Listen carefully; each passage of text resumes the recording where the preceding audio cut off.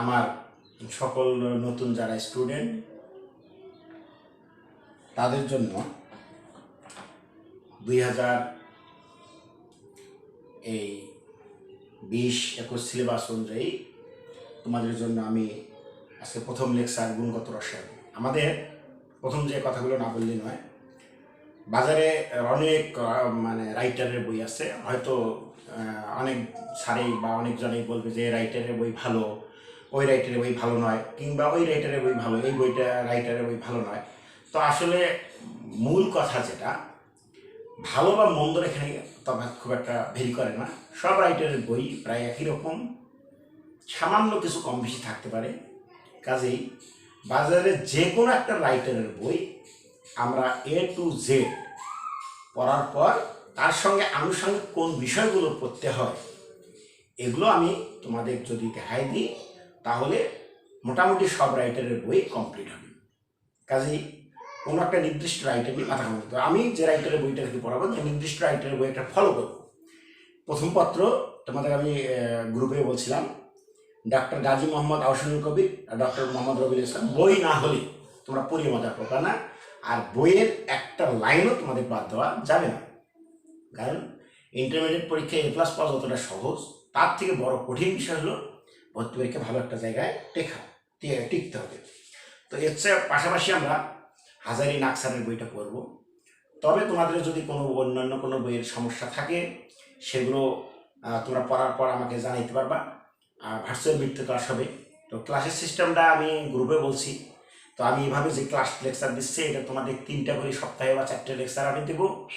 আর শুক্রবারে তোমাদের নির্দিষ্ট টাইমে আলাদা আলাদা 5জন করে, আমি সহ 6জন ভার্চুয়াল মিট ক্লাস হবে, যেখানে তোমাদের পড়া ধরা সহ তোমাদের এই লেকচারের মধ্যে কী সমস্যা এবং বইয়ের মধ্যে উদ্ভূত যে সমস্যাগুলো, সেই সমস্যাগুলো আমি সমাধান করব।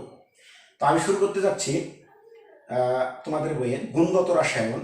তো আমি বলি, এই তোমাদের ফার্স্ট পার্ট বই আছে 5টা অধ্যায়, সেকেন্ড পার্ট বই আছে 5টা অধ্যায়। এর মধ্যে প্রথম অধ্যায় অত্যন্ত ছোট, দ্বিতীয় অধ্যায় একদম অনেক বড়। 2টা বইয়ের দ্বিতীয় অধ্যায় অনেক বড়। সেকেন্ড পার্টের দ্বিতীয় অধ্যায় হচ্ছে জৈব রসায়ন, ফার্স্ট পার্টের দ্বিতীয় অধ্যায় হচ্ছে গুণগত রসায়ন। আর বাকি অধ্যায়গুলো তো অত টাইম লাগে না। তো সবচেয়ে বেশি টাইম লাগে 2টা অধ্যায়ে। একটা হলো ফার্স্ট পার্টের সেকেন্ড অধ্যায় অর্থাৎ গুণগত রসায়ন, এবং সেকেন্ড পার্টের দ্বিতীয় অধ্যায় জৈব রসায়ন। এই 2টা বেশি টাইম লাগে। শর্টকাট পড়া যাবে না, কোনো কিছু বাদ দেওয়া যাবে না, বই থেকে A to Z পড়তে হবে। কোনো নোট বই না, বই, মূল বই সবসময় তোমাদের ফলো করতে হবে।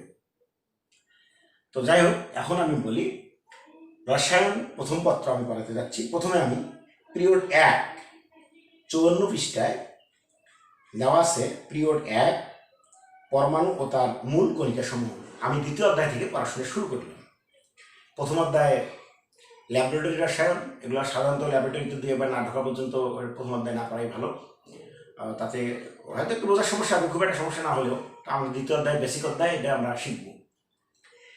তো পিরিয়ড 1-এ পরমাণু ও তার মূল কণিকা সমূহ আলোচনা করা আছে। তো পরমাণু সম্পর্কে আমরা যতটুকু আমাদের আইডিয়া আছে তা হচ্ছে এরকম, যে প্রথম অবস্থায় পরমাণু সম্পর্কে তো এরকম ধারণা ছিল যে পরমাণু হচ্ছে একটা মৌলিক পদার্থের ক্ষুদ্রতম অংশ। তারও আগে ধারণা ছিল যে পদার্থের একটা ক্ষুদ্রতম অংশ, তখন অনুপরমাণু বলে, কণা, এমন একটা কণা সেই যাকে আর ভাগ করা যায় না তাকে পরমাণু বলা হয়। এটা ডাল্টনের সর্বশেষ পরমাণু সম্পর্কে একটা ভালো মতবাদ, কিন্তু পরবর্তীতে আবিষ্কার হয় যে পরমাণু বিভাজ্য। তো ডাল্টনের মতবাদ অনুযায়ী ছিল যে পরমাণু অবিভাজ্য, উনি এই জন্য নাম দিয়েছিলেন অ্যাটম। এর শব্দের অর্থ না, অ্যাটম শব্দের অর্থ ভাগ করা যায় না। আসলে পদার্থের অতি সূক্ষ্ম কণা পরমাণু। সাধারণত এত সূক্ষ্ম কণাকে এখন পর্যন্ত আবিষ্কৃত যে ইলেকট্রনিক্স, শক্তিশালী ইলেকট্রনিক্স মাইক্রোস্কোপ আছে, তার সাহায্যে পরমাণুর অস্তিত্ব বের করা সম্ভব হয়নি। তবে এটা মনে রাখবা যে এই শক্তিশালী ইলেকট্রনিক্স যে মাইক্রোস্কোপ আছে, এইটা আরও যদি 20 লক্ষ গুণ ক্ষমতা বাড়িয়ে দেওয়া যায়, তাহলে পরমাণু আমরা দেখতে পাবো। ওই সেই মাইক্রোস্কোপের সাহায্যে আমরা সেটা দেখতে পাবো। তো মোটামুটি আমরা তো কলম পেন্সিল দিয়ে যখন একটা খাতায় ফোঁটা দিই, তার মোটামুটি ফোঁটাটার কিন্তু একটা দৈর্ঘ্য আছে, প্রস্থ আছে, উচ্চতা আছে। যাই হোক, উচ্চতা না থাকলেও দৈর্ঘ্য প্রস্থ তো আছে। কিন্তু একটা পরমাণু যদি আমি এখানে রাখি তাহলে তো তাকে দেখা যাবে না। কিন্তু বলা হয়েছে এইরকম 1000 কোটি পরমাণুকে যদি আমরা 1000 কোটি পরমাণুকে যদি পর পর পর পর পর পর সোজা করে রাখি তাহলে সেটা 1 মিটার লম্বা হতো। 1000 কোটি, একটা নয়, দুইটা নয়, 100 নয়, 200 নয়, 1000 নয়, 2000 নয়, 1 লাখ নয়, 2 লাখ নয়, 1 কোটি বা 2 কোটি নয়, 1000 কোটি নয়, 10,000 কোটি, অনেক বেশি, অনেক। তো এদেরকে যদি শুধু লম্বায় আমরা স্থাপন করি একটার পর একটা, তাহলে এটা তখন কিন্তু এটা দেখা যাবে না। তবে মনে রাখবো, একটা পেন্সিল দিয়ে এরকম আমরা যখন খাতায় ফোঁটা দিই তাতে 25,000 কোটি কার্বন পরমাণু বিদ্যমান, 25,000 কোটি। তো আমরা পেন্সিলের ফোঁটাটাকে আমরা বাস্তবে 25 ভাগে ভাগ করতে পারবো না। তো 25,000 কোটি এটা বিশাল ব্যাপার। যাই হোক, তো আমি এগুলো একদম 9-10 রিলেটেড কিছু লেকচার আছে, সেগুলো আগে আমাদের দিতে হবে, তারপর ইন্টারমিডিয়েট বেস লেকচার আসছে। তো আমরা 9-10 রিলেটেড যে লেকচারগুলো এগুলো প্রথমে আলোচনা করছি। তো তোমরা দেখবা 54 পৃষ্ঠা পিরিয়ড 1-এ, হ্যাঁ, তোমাদের যখন পড়বা তো প্রথমে আছে পরমাণু তার মূল কণিকা সমূহ। এর মধ্যে বললাম যেগুলো, যে পরমাণু প্রথমে ভাবা হইতো যে পরমাণু অবিভাজ্য, পরবর্তীতে জানা যায় পরমাণু বিভাজ্য, এবং পরমাণু কিছু ক্ষুদ্র ক্ষুদ্র বা সূক্ষ্ম সূক্ষ্ম কণিকা দ্বারা গঠিত। প্রায় 2 শতাধিক কণিকা আছে। তার মধ্যে যেটা মোটামুটি মানে যে কণাগুলো নিয়ে আলোচনা করা হয়েছে সেগুলো নিয়ে আমি আলোচনা করতেছি। তার মানে পরমাণু যে বিভাজ্য এ কথাটা আবার প্রমাণ হয়েছে, এবং আমরা জানি কিছু কণারও অস্তিত্ব আমরা পাইছি। সেটা কি, যে কিছু কিছু সূক্ষ্ম কণিকা আছে, যে সকল অতি সূক্ষ্ম কণিকা দ্বারা একটা পরমাণু গঠিত, তাদেরকে পরমাণুর মূল কণিকা বা মৌলিক কণিকা বলা হয়। মূল কণিকাই বলে মূলত মূল কণিকা। যে সকল অতি সূক্ষ্ম কণিকা দ্বারা একটা পরমাণু গঠিত তাদেরকে পরমাণু মূল কণিকা বা মৌলিক কণিকা, আসলে মূল কণিকাই বলা হয়। এই মূল কণিকা সাধারণত 3 ধরনের হয়: স্থায়ী মূল কণিকা, অস্থায়ী মূল কণিকা এবং কম্পোজিট কণিকা। কি কি বললাম? স্থায়ী মূল কণিকা, অস্থায়ী মূল কণিকা এবং কম্পোজিট কণিকা। তো স্থায়ী মূল কণিকা কাকে বলে? তো একটা পরমাণু বিশ্লেষণ করলে যেগুলো কণা সবসময় পাওয়া যায় সেগুলো হলো স্থায়ী মূল কণিকা। সেগুলো কি? স্থায়ী মূল কণিকা 3টা: ইলেকট্রন, প্রোটন, নিউট্রন। এটা তোমরা জানো যে স্থায়ী কণিকা হলো 3টি, একটা হচ্ছে ইলেকট্রন, একটা প্রোটন, একটা নিউট্রন। এই ইলেকট্রন, প্রোটন, নিউট্রন মিলিয়ে একটা পরমাণু মূল কাঠামোটা গঠিত। তো এই যে স্থায়ী কণিকা, স্থায়ী কণিকা সম্পর্কে আমি যেটা বলবো সেটা হলো, আমরা স্থায়ী কণিকা সম্পর্কে যে 3টা কণিকা জানলাম, তার মধ্যে তোমরা জানো হয়তো বা, এটা যদি একটা পরমাণু হয় আর এটা যদি তার নিউক্লিয়াস হয়, পরমাণুর নিউক্লিয়াসে থাকে নিউট্রন এবং প্রোটন, এবং এর কক্ষপথে ইলেকট্রন ঘোরাফেরা করে। তো ইলেকট্রনকে যখন লেখা হয় তখন এভাবে লেখা হয় সাধারণত। উপরেরটাকে বলা হয়, মনে রাখবা, এই উপরেরটাকে বলা হয় ভর, আর নিচেরটাকে বলা হয় চার্জ সংখ্যা। উপরেরটাকে বলা হয় ভর সংখ্যা, নিচেরটাকে বলা হয় চার্জ সংখ্যা। তো ইলেকট্রনের চার্জ হলো -1, আপেক্ষিকভাবে ধরা হয় -1, আর ইলেকট্রনের ভরকে 0 ধরা হয়। বাস্তবে কি 0? তা না, অতি সূক্ষ্ম। একটা পরমাণুর বিবেচনায় আর ভরটা এতই কম যে পরমাণুর ভর বিবেচনা করার সময় ইলেকট্রনের ভরটাকে ধরা হয় না। আচ্ছা, এই ইলেকট্রনটা কক্ষপথে ঘূর্ণমান অবস্থায় অবস্থান করে। এই হচ্ছে স্থায়ী কণিকা 3টা। তাহলে নিউট্রন এবং প্রোটন পরমাণুর নিউক্লিয়াসে অবস্থান করে, ইলেকট্রন কক্ষপথে ঘূর্ণমান অবস্থায় অবস্থান করে।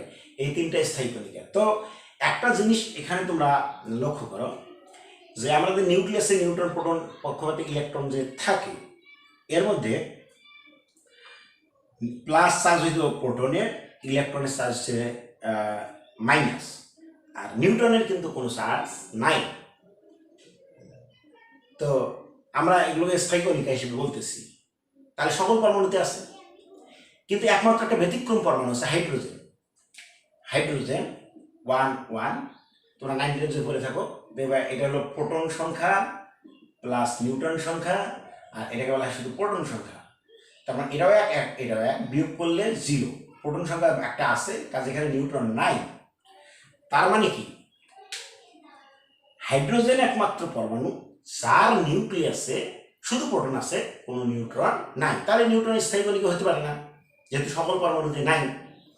আসলে ব্যাপারটা হলো সকল পরমাণুতেই আছে, শুধু একমাত্র হাইড্রোজেনের আবার বাকি যে আইসোটোপগুলো আছে সেগুলোতেও কিন্তু কি আছে, সেগুলোতে নিউট্রন আছে। কাজেই সকল পরমাণুতে আছে, শুধু হাইড্রোজেনে নেই। এই জন্য হাইড্রোজেনকেই ব্যতিক্রম মৌল বলা হয়েছে, কিন্তু নিউট্রনকে অবশ্যই স্থায়ী কণিকা বলা হবে। কেন এই যে নিউট্রনটা স্থায়ী কণিকা, হাইড্রোজেনে নাই। আসলে প্রোটনের একটা মৌল গঠনের জন্য কি প্রয়োজন? এই প্রোটনটা মনে করেন এটা প্লাসের যুক্ত, হাইড্রোজেনে একটাই প্রোটন আছে, তো তখন ভরও আমরা এক ধরি, প্রোটনের ভরকে এক ধরা হয়, ভর আমাদের এক। এখন এই প্রোটন যাতে আর একটা নিউক্লিয়াসে যদি আরো একটা প্রোটন থাকে, সেটা কিন্তু তাকে বিকর্ষণ করবে। যাতে এই বিকর্ষণ বলটা কার্যকর না হয় বা কম হয়, এই জন্য নিরপেক্ষ চার্জযুক্ত একটা নিউট্রনের পাশে অবস্থান করতে পারে, কাজে আর একটা প্রোটনকে যাতে বিকর্ষণ করতে পারে। তো এখন আমাদের এখানে প্রোটন একটা, কাজে নিউট্রন এখানে বিকর্ষণ করা, প্রোটনের এখানে বিকর্ষণ করার কেউ নাই, আছে নাই। সুতরাং এখানে যেহেতু বিকর্ষণ করার কেউ নাই, কাজে নিউট্রনের এখানে প্রয়োজন নাই। তবে হ্যাঁ, নিউট্রন যদি থাকতে পারে, এরকমভাবে থাকতে পারে, কিংবা এরকমভাবে থাকতে পারে, কিংবা আরোভাবে থাকতে পারে, উপরে নিচে, এর উপর ভিত্তি করে হাইড্রোজেনের বিভিন্ন ভরের অস্তিত্ব পাওয়া যায়। কিন্তু প্রত্যেক ক্ষেত্রে তার মনে রাখবা প্রোটন একটাই, প্রোটন পরিবর্তন হবে না, নিউট্রন ভিন্ন। একটা যদি খালি প্রোটন থাকে, তার ভর এক ধরা হয়, তাকে হাইড্রোজেন বা প্রোটিয়াম বলা হয়। যদি একটা প্রোটনের সাথে একটা নিউট্রন থাকে, তাকে ডিউটেরিয়াম বলা হয়, এটা হাইড্রোজেন একটা আইসোটোপ। আর একটা প্রোটনের পাশাপাশি যদি দুইটা নিউট্রন থাকে, তাকে বলা হয় ট্রিটিয়াম। এই হাইড্রোজেন তিনটা, তার মানে হাইড্রোজেনে প্রোটন একটা আছে, এটা ঠিক আছে, প্রোটিয়ামে শুধু ডিউটেরিয়াম কিংবা ট্রিটিয়াম যেটা আছে, সেখানে আমাদের নিউট্রন আছে। আচ্ছা, এটা হলো আমাদের স্থায়ী কণিকা। তাহলে স্থায়ী কণিকা সম্পর্কে যেটা বললাম, যে বিভিন্ন বিজ্ঞানী পর্যালোচনায় জানা গেল নিউট্রন আর প্রোটন পরমাণু নিউক্লিয়াসে অবস্থান করে। একমাত্র ব্যতিক্রম হচ্ছে হাইড্রোজেন পরমাণু, যার নিউক্লিয়াসে শুধুমাত্র প্রোটন আছে, কোনো নিউট্রন নাই। আর ইলেকট্রন কক্ষপথে ঘূর্ণায়মান অবস্থায় অবস্থান করে। এই হলো স্থায়ী মূল কণিকা। এবার আছে অস্থায়ী মূল কণিকা। কতগুলো মূল কণিকা আছে যেগুলো পরমাণুতে অস্থায়ীভাবে কিছুক্ষণের জন্য বা স্বল্প সময়ের জন্য অবস্থান করে, এদেরকে অস্থায়ী মৌলিক কণিকা বলা হয়। এরকম অস্থায়ী মৌলিক কণিকা প্রায় 100 মতো। কতগুলো? প্রায় 100 মতো। এর মধ্যে কিছু উল্লেখযোগ্য কণিকা আছে: নিউট্রিনো, অ্যান্টিনিউট্রিনো, পজিট্রন, মেসন, পাইমেসন, কেমেসন, আবার আছে পাইয়ন, মিউন। তো এই ধরনের অনেক অস্থায়ী কণিকা আছে, যেগুলো তাহলে কি নিউট্রিনো, অ্যান্টিনিউট্রিনো, পজিট্রন, মেসন, কেমেসন, পাইমেসন, পাইয়ন, মিউন, এই ধরনের অনেক প্রায় 100 মতো অস্থায়ী কণিকা আছে, অস্থায়ী কণিকা। এই কণিকাগুলো পরমাণুতে খুব অস্থায়ী, অল্প সময়ের জন্য অবস্থান করে। তাহলে যে সকল কণিকা একটা পরমাণুতে খুব অল্প সময়ের জন্য ক্ষণস্থায়ীভাবে অবস্থান করে, তাদেরকে অস্থায়ী মৌলিক কণিকা বলে। এরপরে আমরা বলবো কম্পোজিট কণিকা। আরেকটা আছে কম্পোজিট কণিকা। অবশ্য কোনো কোনো বইয়ে দেখবা তোমাদের কণিকা 2 রকমের বলা আছে, স্থায়ী এবং অস্থায়ী। তো কম্পোজিট কণিকা তো একটা অস্থায়ী কণিকা। তো অস্থায়ী কণিকা হলেও এর বৈশিষ্ট্য আলাদা হয়। তো এখানে আমরা এটা নিয়ে আলাদাভাবে আলোচনা করব। সেটা কি? অস্থায়ী মৌলিক কণিকা হলো, মনে রাখবা, অস্থায়ী যে মৌলিক কণিকা, এই অস্থায়ী মৌলিক কণিকার মধ্যে কম্পোজিট কণিকা, কম্পোজিট মানে যৌগিক। এই যে যৌগিক কণিকাটা আছে, এই যৌগিক কণিকাটার মধ্যে এরা মোটামুটি অনেক ভারী, পরমাণুতে স্থায়ী এবং অস্থায়ী কণিকা ছাড়া বিজ্ঞানীগণ আরেক ধরনের ভারী কণিকার অস্তিত্ব লক্ষ্য করছেন। এই ভারী কণিকাটা হচ্ছে কম্পোজিট কণিকা।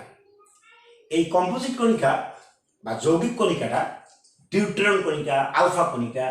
আমরা জানি এটা ডিউটেরিয়াম, এটা হলো হিলিয়াম। এটাকে আমরা ভর, এটাকে 4 সংখ্যা বা পারমাণবিক সংখ্যা বলি। আমরা নর্মালি পারমাণবিক সংখ্যা বলি, কিন্তু 4 সংখ্যা বলা যায়, 4 সংখ্যা। আর এটা হলো ভর সংখ্যা। 2টা প্রোটন 2 ধনাত্মক, একটা প্রোটন 1টা ধনাত্মক। তো আমরা এখান থেকে আমরা জানি একটা প্রোটন আছে, একটা ইলেকট্রন আছে। সেই ইলেকট্রনটা চলে গেলে এটাকে বলা হয় ডিউটেরিয়ামের নিউক্লিয়াস, এটার নাম ডিউটেরন কণিকা। তাহলে একটা ইলেকট্রন চলে গেল, বাট এখানে থাকলো কি? আমাদের এখানে থাকলো একটা প্রোটন, একটা প্রোটন, এবং থাকলো কি? একটা নিউট্রন। একটা প্রোটন এবং কি থাকলো? একটা নিউট্রন। দেখো এখান থেকে বিয়োগ করলে 1 নিউট্রন, আমাদের বিয়োগ করে নিউট্রন সংখ্যা পাওয়া যায়, কারণ উপরেরটা হচ্ছে প্রোটন এবং নিউট্রনের সংখ্যা, আর নিচেরটা শুধুমাত্র প্রোটন সংখ্যা। তো বিয়োগ করলে আমরা কি সংখ্যা পাবো? নিউট্রন সংখ্যা পাবো। আর এখানে তাহলে 2+, এই 2+ এর অর্থ হচ্ছে এখান থেকে 2টা ইলেকট্রন চলে গেছে, তাই এটাকে বলা হয় হিলিয়ামের নিউক্লিয়াস। এই হিলিয়ামের নিউক্লিয়াসকে বলা হয় আলফা কণিকা। এর নাম কি? আলফা কণিকা। তাহলে এই যে হিলিয়ামের নিউক্লিয়াসকে আমরা আলফা কণিকা বলবো। এই আলফা কণিকার চার্জ হচ্ছে দ্বিধনাত্মক। তাহলে দেখো এইটাও কিন্তু আমরা যদি বিয়োগ করি, এখানে 2টা নিউট্রন এবং 2টা কি আছে? প্রোটন। 2টা প্রোটন, 2টা নিউট্রন। তো এই যে 2 রকমের কণিকা দ্বারা এই একটা বড় কণিকা এবং ভারী কণিকা গঠিত জন্য একে বলা হয় কম্পোজিট বা যৌগিক কণিকা। যৌগিক মানে তো একাধিক কণিকার সমন্বয়, আর এখানে একাধিক কণিকা আছে, এই জন্য এটার নাম হলো কম্পোজিট কণিকা। আমরা এরপরে ইলেকট্রন নিয়ে আলোচনা করব। স্থায়ী কণিকাগুলো নিয়ে তোমাদের ইন্টারমিডিয়েট পর্যায়ে আলোচনা করা আছে, অস্থায়ী এবং কম্পোজিট কণিকা নিয়ে সামান্য আলোচনা আছে, আমরা পরবর্তীতে আস্তে আস্তে সেখানে যাব। তো এখানে আমরা এখন যেটা আলোচনা করবো সেটা হলো ইলেকট্রন নিয়ে। আমি প্রথমেই বলছি এটা 9-10 বেজ লেকচার, হয়তো আরো 2-1টা 9-10 বেজ লেকচার তোমরা পাবা, তারপরে আমরা ইন্টারমিডিয়েট বেজ লেকচারে চলে যাব। তো ইলেকট্রন নিয়ে যদি আমরা আলোচনা করি, ইলেকট্রনকে আমি সংক্ষেপে লিখলাম এভাবে। এই ইলেকট্রনের আবিষ্কার নিয়ে আছে বহু কাহিনী, তার মধ্যে সাকসেসফুল, যে একদম পূর্ণাঙ্গভাবে সাকসেসফুল, সেটা হচ্ছে বিজ্ঞানী জে জে থমসন 1897 সালে পূর্ণাঙ্গভাবে ইলেকট্রনের পরীক্ষামূলক এবং বৈশিষ্ট্যমূলক ধর্মটা প্রকাশ করেন। এজন্য ইলেকট্রনের আবিষ্কারক কিন্তু বিজ্ঞানী জে জে থমসন, জোসেফ জন থমসন, এনাকে বলা হয়। কিন্তু ইলেকট্রন নামকরণ কিন্তু ইনি করেননি, ইলেকট্রনের নাম দিয়েছে স্টোনিং। ইনি ইলেকট্রনের নাম দেন, বাট ইলেকট্রনের নাম দিলেও ইলেকট্রন সম্পর্কে পূর্ণাঙ্গ যে ব্যাখ্যাটা করতে পারেননি। তো আমি ইলেকট্রন আবিষ্কার নিয়ে একটু আলোচনা করতে চাচ্ছি, কিভাবে ইলেকট্রন আবিষ্কারটা করা হয়। তো ইলেকট্রনের যে আবিষ্কারটা করা হয়েছিল, এরকম একটা আবদ্ধ কাচ পাত্র নেওয়া হয়েছিল, যে আবদ্ধ কাচ পাত্রে, এটা একটা কাচ পাত্র, আবদ্ধ কাচ পাত্রে এরকম ক্যাথোড, এটাকে আমি বলবো কি? ক্যাথোড। এরকম ক্যাথোড নিয়েছিলেন, আবদ্ধ কাচ পাত্রে ক্যাথোড নিয়েছিলেন। বৈদ্যুতিক সংযোগ আমরা একটু দিলাম, আমরা এই পাশেও একটু বৈদ্যুতিক সংযোগ দিলাম। তো আবদ্ধ কাচ পাত্রে রেয়ারিফাইড নামক এক ধরনের গ্যাস নিয়েছিলেন ইনি। রেয়ারিফাইড গ্যাস নিয়ে এর মধ্যে উচ্চ তড়িৎ বিদ্যুৎ, উচ্চ তড়িৎ প্রয়োগ করে দেখছেন যে ক্যাথোড থেকে এরকম এক প্রকার আলোক রশ্মি বের হয়, যার নাম দিয়েছেন উনি ক্যাথোড রশ্মি। কে? বিজ্ঞানী জে জে থমসন। তাহলে বিজ্ঞানী জে জে থমসন 1897 সালে একটি আবদ্ধ কাচ পাত্রে রেয়ারিফাইড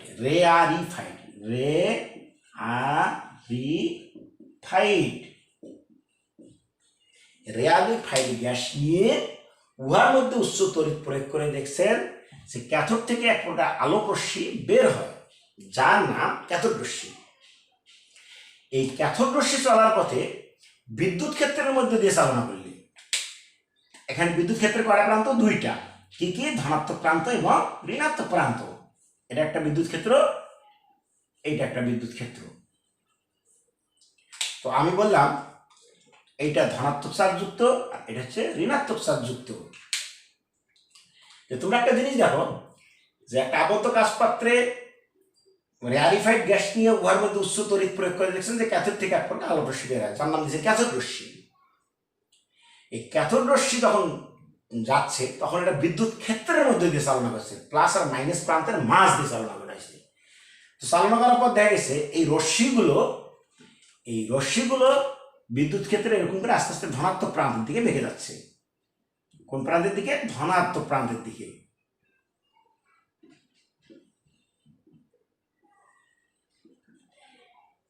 এই থেকে একটা সিদ্ধান্ত নেওয়া হলো, যেহেতু রশ্মিগুলো ধনাত্মক প্রান্তের দিকে বেঁকে গেছে, কাজে এটা ঋণাত্মক চার্জযুক্ত। প্লাস মাইনাস বিপরীত ধর্মী চার্জ পরস্পরকে আকর্ষণ করে।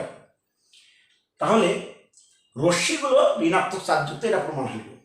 এরপর করছে কি, এই রশ্মিগুলো কি কণা আছে না, মানে কণা উপস্থিত আছে কি নাই, এটা প্রমাণ করার জন্য এখানে একটা পাতলা ধাতব পাত ব্যবহার করা হয়েছিল। খুবই পাতলা একটা ধাতব পাত ব্যবহার করা হয়েছিল। এই পাতলা ধাতব পাত ব্যবহার করে দেখছেন যে রশ্মিগুলো পাতলা এই ধাতব পাতটা ভেদ করতে পারে। এ থেকে তিনি সিদ্ধান্ত নিলেন এগুলো ক্ষুদ্র ক্ষুদ্র কণার প্রবাহ, কণা ছাড়া আঘাত করতে পারবে না, আঘাত না হলে সেটা কি হবে না, রশ্মি ভেদ করতে পারবে না। কাজেই এখান থেকে এটা প্রমাণিত হইল, যেহেতু এটা ধাতব পাতকে ভেদ করতে পারে, এটা ক্ষুদ্র ক্ষুদ্র কণার প্রবাহ। এই কারণে উনি বললেন এই যে কণা, ক্ষুদ্র ক্ষুদ্র কণা, তার চার্জ কেমন ঋণাত্মক, সুতরাং নাম তো দেওয়া আছে ইলেকট্রন, সুতরাং এটাই সেই ইলেকট্রন। তাহলে এভাবে ইলেকট্রনের আবিষ্কারটা করা হয়। তাহলে কি করলো, যে একটি আবদ্ধ কাচপাত্রে অতি নিম্ন চাপে উচ্চ তড়িৎ প্রয়োগ করে দেখছেন যে ক্যাথোড থেকে এক প্রকার আলোক রশ্মি বের হয়, যার নাম দিয়েছিলেন ক্যাথোড রশ্মি। এই ক্যাথোড রশ্মি বিদ্যুৎ ক্ষেত্রের মধ্য দিয়ে চালনা করে দেখছেন যে বিদ্যুৎ ক্ষেত্রে এটা ধনাত্মক প্রান্তের দিকে বেঁকে যাচ্ছে। এ থেকে ইনি সিদ্ধান্ত নিয়েছেন এটা ঋণাত্মক চার্জযুক্ত। আবার পাতলা ধাতব পাত স্থাপন করার পর দেখছে যে ধাতব পাত ভেদ করতে পারে। এ থেকে সিদ্ধান্ত নিলে এটা ক্ষুদ্র ক্ষুদ্র কণার প্রবাহ। আর এই পর্যবেক্ষণ থেকে 1897 সালে ঋণাত্মক চার্জযুক্ত এই কণিকাকে আবারও ইলেকট্রন নামে অভিহিত করেন বিজ্ঞানী জে জে থমসন। আর তখন থেকে এই ইলেকট্রনের পরিপূর্ণতা, এই জন্য জে জে থমসনকে ইলেকট্রনের আবিষ্কার বলা হয়। এর পরবর্তীতে আরও ইলেকট্রন সম্পর্কে আরও নানান ধরনের পরীক্ষা করা হয়েছে। পরবর্তীতে যখন বিটা রশ্মি পরীক্ষা করা গেছে, যে বিটা রশ্মি অন্য কিছু নয়, এটা ছোটসারা ইলেকট্রনের প্রবাহ মাত্র, অন্য কিছু নয়। ইলেকট্রন সম্পর্কে আরও গবেষণা করা হয়েছে, ইলেকট্রনের একক ভর নির্ণয় করা হয়েছে, খুবই অত্যন্ত ক্ষুদ্র ইলেকট্রনের ভর, খুবই কম। এই জন্য পারমাণবিক ভর হিসাব করার সময় ইলেকট্রনের ভরটাকে সাধারণত উজ্জ্বল রাখা হয়। প্রকৃতিতে প্রাপ্ত সবচেয়ে হালকা মৌল হচ্ছে হাইড্রোজেন, আর একটা হাইড্রোজেন থেকেও 1836 গুণ হালকা হচ্ছে, কোনো কোনো বয়সে 1838 গুণ, কোনো কোনো বয়সে 39 গুণ, কোনো বয়সে 40 গুণ, যাই হোক এটা পটকেজনিত ত্রুটির কারণে। তো 1836 গুণ হালকা, এই বইয়ের কাছে আমি সেটা বলতেছি, 1836 গুণ হালকা একটা ইলেকট্রন। চিন্তা করো কত, একটা পরমাণুকেই যেখানে চোখে দেখা যায় না, তার মধ্যে সবচেয়ে হালকা মৌল হাইড্রোজেন, আর সেটা থেকেও একটা ইলেকট্রন 1836 গুণ হালকা, এতটা হালকা। এজন্য ভরের অস্তিত্ব নিয়ে টানাটানি। তো আমরা এই ধর্মটাকে কাজে লাগিয়ে ইলেকট্রনের ভর এবং চার্জ আমরা নির্ণয় করতে পারি। কিভাবে আমরা ইলেকট্রনের ভর এবং চার্জ নির্ণয় করব সেটা নিয়ে একটু আমরা দেখতে চাচ্ছি, যে কিভাবে আমরা ইলেকট্রনের ভর এবং চার্জ নির্ণয় করব। প্রথমে আমরা ইলেকট্রনের চার্জ নির্ণয় করি। তো আমরা নর্মালি জানি, বিজ্ঞানী ফ্যারাডে, তোমরা 9 পড়ছো কিনা আমি জানি না, ফ্যারাডে আবিষ্কার করেন এক মোল ইলেকট্রন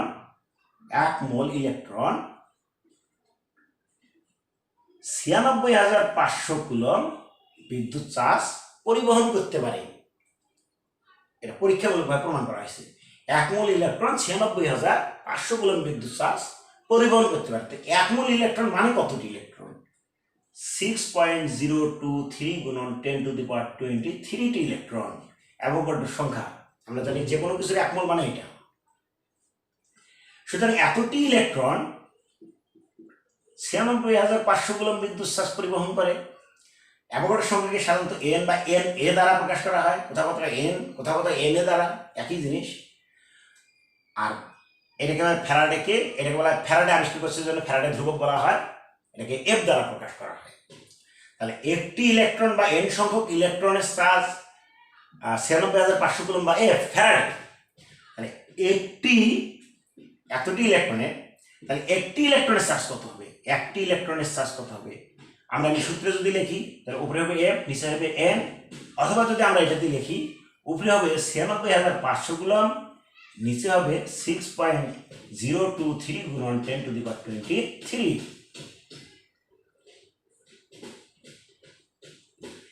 এই মানটা ক্যালকুলেশন করলে তোমার পাওয়া 1.6 গুণন 10⁻−19 কুলম। এটি একটি ইলেকট্রনের চার্জ। তো ইলেকট্রনের চার্জের এই কুলমটা হচ্ছে এসআই একক। এছাড়া ইলেকট্রোস্ট্যাটিক ইউনিট ও ইলেকট্রোম্যাগনেটিক ইউনিট নামে ইলেকট্রনের আরো দুইটি একক আছে যেগুলো আমাদের কাজে লাগতে পারে, কাজে লাগে আর কি। সেটা কি? সেটা হচ্ছে আমরা লিখলাম 1.6 গুণন 10⁻19 কুলম। তো মনে রাখবে একটা সম্পর্ক তোমাদের বলি আমি, 10 coulomb equal to 1 electromagnetic unit EMU equal to 3 গুণন 10⁻10 ইএসইউ ইলেকট্রোস্ট্যাটিক ইউনিট। তো একটা জিনিস মনে রাখবা, এটা হলো এসআই একক আর এটা হলো সিজিএস একক, আর এগুলো মধ্যবর্তী একক হিসেবে ব্যবহার করা হলেও এরকম কোনো পদ্ধতি না। এফপিএস পদ্ধতিতে সাধারণত ইএমইউ ব্যবহার করা হইতো। পরবর্তীতে ইএমইউ যোগ্যতা নিয়ে যাচাই নিয়ে একটা প্রশ্ন ওঠে, এই জন্য এফপিএস পদ্ধতিতেই তো বাতিল হয়ে যায় পরবর্তীতে। তো বাতিল হওয়া বলতে এখানে আমি বুঝাচ্ছি যে খুব একটা ব্যবহার করা হয় না এফপিএস পদ্ধতি। যাই হোক, এইখানে আমাদের ইলেকট্রনের এটা হচ্ছে 10 কুলম সমান 1 ইএমইউ সমান 3 গুণন 10⁻10 ইএসইউ। তাহলে আমরা যদি এটা জানি, এখান থেকে আমরা এই এককগুলোতে খুব সহজেই পরিণত করতে পারবো। আমরা কুলমকে যদি ইএমইউ এককে পরিণত করতে পারি, আমরা লিখতেই পারি 10 কুলম সমান 1 ইএমইউ। অতএব 1 কুলম সমান কত হবে? উপরে 1 নিচে 10। অতএব আমরা এখান থেকে লিখতে পারি 1.6 গুণন 10⁻−19 কুলম সমান কত হবে? উপরে হবে 1.6 গুণন 10⁻−19 বাই হলো 10। ক্যালকুলেশন করলে 1.6 গুণন 10⁻−20 কুলম, আচ্ছা 20 ইএমইউ। এসইএমইউ। এরপরে আমরা আসবো ইএসইউ। তাহলে আমরা যদি জানি এত ইএমইউ সমান, আমরা জানি 1 ইএমইউ ইকুয়াল টু 3 গুণন 10⁻10 ইএসইউ। ইএসইউ। অতএব আমাদের ইএমইউটা আমরা বের করলাম 1.6 গুণন 10⁻−20 ইএমইউ ইকুয়াল টু 3 গুণন 10⁻10 গুণন 1.6 গুণন 10⁻−20 ইএসইউ।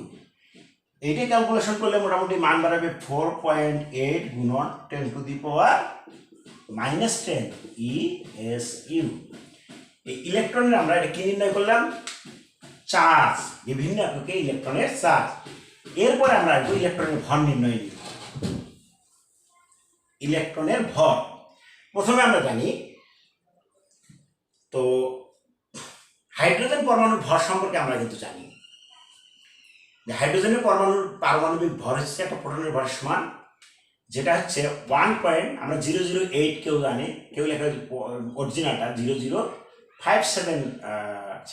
757 গ্রাম পারমাণবিক ভরে, এটা গ্রাম লেখা যায় আর কি। এটা হলো একটি হাইড্রোজেন পরমাণুর ভর।